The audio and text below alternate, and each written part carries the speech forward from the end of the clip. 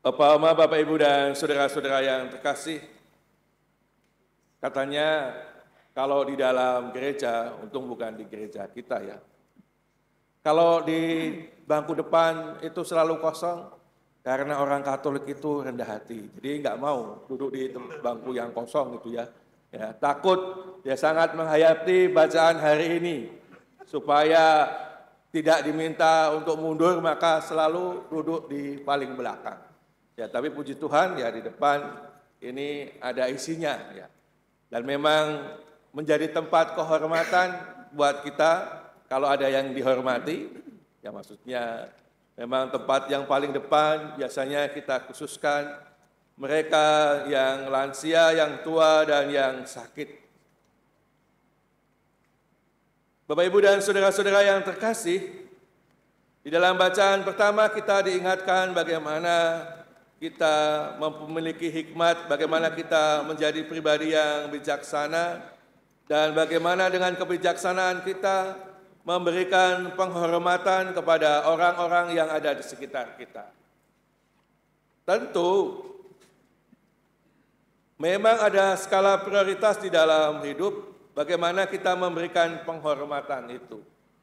Salah satunya kalau di tempat kita, tempat yang paling depan disediakan mereka yang paling tua, yang lansia, yang kesulitan, dan yang sakit. Meskipun sebenarnya semuanya mendapat perlakuan yang sama, semuanya dihormati. Tapi kalau kita mendengar bacaan Injil hari ini, seringkali orang merasa, ya semoga nggak ada yang di sini, bahwa dirinya lah yang paling pantas untuk mendapatkan prioritas penghormatan di dalam hidup. Padahal sebagai saudara, kita semua pantas mendapatkan penghormatan itu. Gak mau di depan maupun di belakang, dan apapun status di dalam kehidupan kita. Tetapi seringkali kecenderungan kita untuk mengundang orang-orang yang paling dekat, yang peduli, yang bisa membalas apa yang kita berikan di dalam kehidupan kita, itu menjadi kecenderungan normal di dalam hidup. Tetapi Yesus mengingatkan dalam bacaan hari ini bahwa sudah selayak dan sepantasnya kalau kita, kalau bisa, itu memberi penghormatan kepada siapa? Kepada orang yang kurang atau tidak biasa mendapatkan penghormatan di dalam hidupnya. Bukan karena tidak pantas, tidak layak, tetapi mungkin karena situasinya. Maka kalau di dalam akhir bacaan Injil, Yesus mengatakan, apabila mengadakan perjamuan pesta, undanglah ya orang-orang yang cacat, yang miskin, yang lumpuh, dan yang buta. Dalam realita, kalau kita ada perjamuan nikah atau perjamuan perkawinan, saya tidak tahu kalau menjadi di kota ya. Kalau di kampung, di daerah, biasanya kalau di kampung itu siapa yang diundang?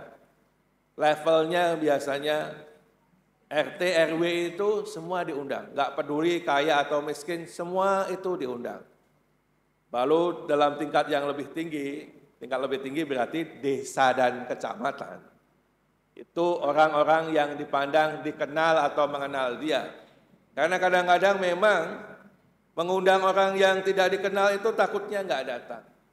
Tapi sebenarnya untuk bergembira dan bersukacita, bersyukur atas apa yang kita miliki dalam hidup kita, itu kan seharusnya siapa saja diundang. Kalau itu adalah sebuah pesta.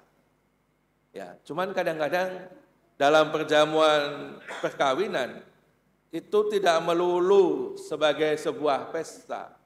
Ya, orang nikah itu kan tidak semua melulu sebuah pesta. Tapi kadang-kadang memang harga diri. Maka siapa yang datang itu menjadi sesuatu yang penting dalam ya, budaya. Tetapi sebenarnya perjamuan nikah atau perjamuan syukur itu adalah pesta. Siapa yang datang, ya siapa saja yang mau bersukacita sebenarnya. Tapi kecenderungan dalam perubahan zaman, orang yang diundang adalah orang-orang yang dianggap bisa memberi kehormatan kepada kita. Maka dengan sendirinya orang yang miskin, orang yang cacat, orang yang lumpuh, orang yang buta itu tidak diundang. Saya sangat terkesan dengan wakil DPH ya, waktu saya pastor muda, dalam perkawinannya dia orang cukup berada, tidak ada satupun yang diundang dalam perkawinan itu, tapi semua orang datang. Jadi dia sengaja tidak mengundang, tetapi untuk pestanya ia membagikan ya, menilai dari kalau mengadakan pesta itu berapa banyak. Lalu semua perkiraan uang yang akan dia keluarkan itu dia bagi-bagikan kepada orang-orang miskin, entah makanan, entah sembako dan lain sebagainya, dan dia sendiri tidak mengadakan pesta kecuali pesta perkawinan di dalam perayaan Ekaristi di mana orang boleh datang untuk ikut dan terlibat. Kadang-kadang ini bukan hal yang mudah. Tetapi kita harus ingat bahwa apa yang dipesankan oleh Tuhan Yesus pada kesempatan ini, kita diingatkan untuk memberi penghormatan. Siapa yang pantas, yang menjadi prioritas itu adalah orang yang tidak pernah mendapatkan penghormatan itu. Maka saya sebenarnya tidak terlalu suka kalau datang dalam sebuah perayaan apapun, mentang-mentang saya romo paroki harus makan duluan. Enggak, saya makan terakhir aja enggak apa-apa. Yang penting Anda tidak ada intensi saya tidak dikasih makan. Begitu kalau saya. Ya kan? Makan saya terakhir aja enggak apa-apa karena sama saja. Mau makan pertama, mau makan terakhir, itu sama saja. Kita diundang sama-sama sebagai orang yang dihormati. Tidak harus yang pertama. Dan yang pertama siapa-siapa saja. Ya tentu dalam konteks Injil hari ini adalah orang yang seharusnya jarang dihormati dan kita beri prioritas untuk kita beri penghormatan. Tentu ya Bapak Ibu dan saudara-saudara yang terkasih tahu dengan baik situasi yang sekarang ini. Kenapa banyak rakyat kelas bawah sangat marah, beberapa rumah dijarah. Itu menjadi tanda saja bahwa rakyat kelas biasa merasa tidak dihargai, tidak dihormati. Oleh siapa? Oleh penguasa yang mungkin merasa sewenang-wenang dan macam-macam. Saya tidak membenarkan penjarahannya itu. Tetapi kita bisa merasakan orang yang merasa tidak dihargai, tidak dihormati, kalau sudah tidak bisa mengendalikan diri menjadi psikologi massa itu tidak bisa melakukan apa saja. Sebagai apa? Meskipun banyak orang sedih, mungkin banyak orang yang mengatakan ya meskipun tidak bisa dibenarkan. Puji Tuhan, ya, semoga ini menjadi cara mengingatkan bagaimana kita itu seharusnya saling menghormati dan menghargai, termasuk kelas-kelas bawah yang barangkali kadang-kadang kita lupakan di dalam perjalanan hidup kita. Berkat Tuhan menyertai kita.